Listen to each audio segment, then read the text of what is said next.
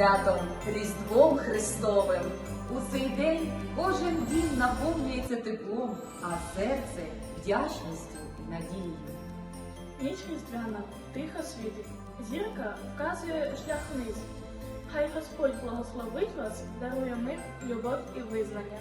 Хай у кожному домі щастя і добра палає світ, хай різдвяна благодать освітляє нову світ. В ніч святу, коли над світом засіяла Вифлеємська зоря, народився в яслах тихо той, хто мир у серці проявляв. Хай у кожній вашій хаті віра ніжно зацвіте, бо Спаситель нам дає світло, що пітьмі веде. Сьогодні ми святкуємо народження Спасителя. Наші думки з тими, хто береже наш спокій.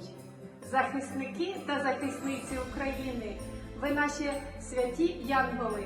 Дякуємо вам за силу, відвагу і віру в перемогу. Молимося, щоб Господь оберігав кожного, хто зараз не передовій.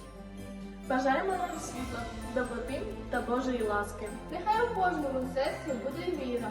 У кожній родині тепло, а в нашій Україні мир. Христос народився! Славімо Його!